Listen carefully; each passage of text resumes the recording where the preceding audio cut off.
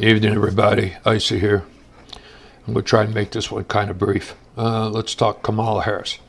Kamala Harris has recently been doing an interview on 60 Minutes, and one of the questions was asked about if she considers Benjamin Netanyahu an ally of the United States, and she kind of twisted and said the better thing should be, let's put it in plain English. I don't want to repeat what she said because it was stupid. Netanyahu is the leader of his country. What he does, how he does in dealing with the terrorists is up to their country. Has nothing to do with the United States. Sorry, people. A lot of pain. I had 2 pins shoved up the back of my neck, so it kind of hurt. Getting back to this.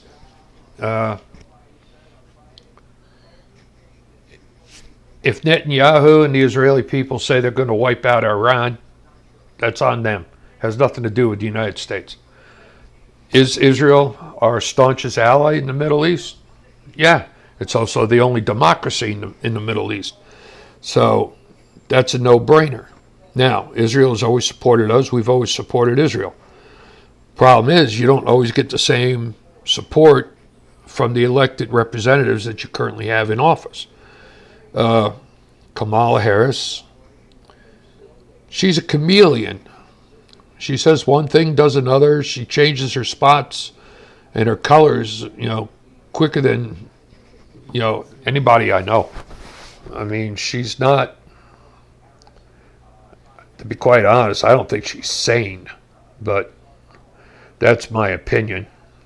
But when she was, story is that she was a mistress for downtown Willie Brown, San Francisco. Story is that when she was running for the Attorney General's office in California, she made promises to the California Highway Patrol, and then after she got elected, she screwed them all. She bragged about putting people in jail, but she was leaving people in jail that were innocent because it made her look good. She was one of the co-sponsors on bailing people out from the Black Lives Matter riots because she said, whatever she said, it's just wrong. They're rioters. They're destroying public property. They're destroying government property. And she supported bailing them out and letting them back out on the street again. So everything that she says, you couldn't trust it. You can't trust her with a grain of salt. I'm sorry. Now she's running for president. She's got Tampon Tim Walz, a man who, as a governor of his state, allowed a whole city to burn during the BLM riots, who reportedly allowed people to march through neighborhoods shooting at people with paintball guns if they were sitting out on their front porches of their homes. So there's a lot of contention in regards to Harris and what she picked, and I look at it this way: Barack Obama, everything started with him, as far as I'm concerned. But Obama picked Joe Biden for his VP pick because Joe Biden was stupider than Obama was. Biden didn't have a choice on who he picked as VP because the party told him, you're going to take Kamala Harris. Why? Because she was stupider than Joe Biden. Now, Harris, who is the nominee for the Democrats, but I find that very contentious. So the simple fact is that nobody voted for her. Nobody wanted her. She was the first one to bail during the primaries when, going up against Joe and them, for the presidency. She's the first one to bail, and she was the one that the Democrats selected. You don't take the first rat that leaves the ship. You normally take the last one because that's the strongest. But I'm not a Democrat, so I couldn't say. But so now you've got Harris picking Tim Walz. So she actually apparently picked somebody stupider than her. It seems to be a downward spiral of, somebody flushed the toilet and everybody's just spinning. It's ridiculous. So that's my opinion on Harris. And don't get me started on Mayorkas. The man's out shopping instead of doing his job, taking care of the border. He, Biden, Harris, they all opened up the border. The U.S. border was the most secure it was in decades under President Trump.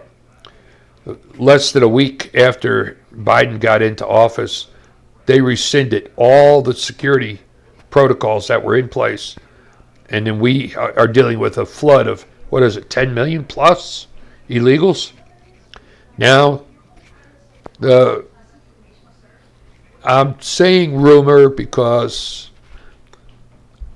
I heard stories that it's true, but I've also was so-called fact-checked on the issue by PolitiFact on Facebook, because they're saying that Gavin Newsom signed a law to prevent a law to allow illegals to vote in the elections. I personally wouldn't be surprised. I know for a fact that illegals vote in elections here in New York State, and nobody does a damn thing about it because New York State is basically 90% Democrat. It's almost eight and a half Democrats for every one Republican, just in New York City alone. Okay, the majority of the state is Republican. However, you're outnumbered just New York City alone, so you're stuck with Democrats, which is why we got Hochul and Schumer and Gillibrand and Hakeem Jeffries, so we got to deal with the garbage of the Democrat Party, and they're not Democrats. Every one of them is pushing socialist issues. You might as well just call them what they really are. They're communist. But that's my opinion. So, Harris and Mayorkas authorized the funding that's supposed to be for FEMA, and they used it on the illegals.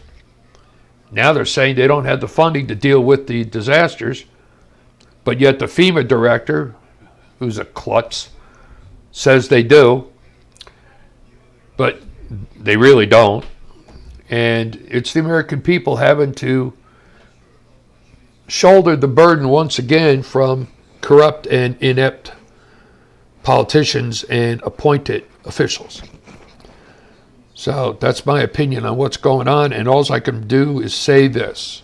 I pray to God that the American people wake up, that they see what's actually going on, that they vote out every single Democrat that is currently in office, state senators, state representatives, everybody, congressmen, senators, U.S. senators. Get rid of the Democrats. Put a Republican in. Simple fact is, if you look at Republican cities, they're run great. Look at Republican states, they're run great. And what happens? Democrats move in. Democrats try to move in and take over. And as soon as they start taking over, they all start going to crap again. That should tell you something. But you people won't wake up because you've been drinking the damn Kool-Aid too long. So, you want to fix this country, you got to get rid of every single Democrat that's in office. Once you do that, then you have to do three basic things. Number one, mandatory voter ID cards for every U.S. citizen. That'll prevent illegals from voting.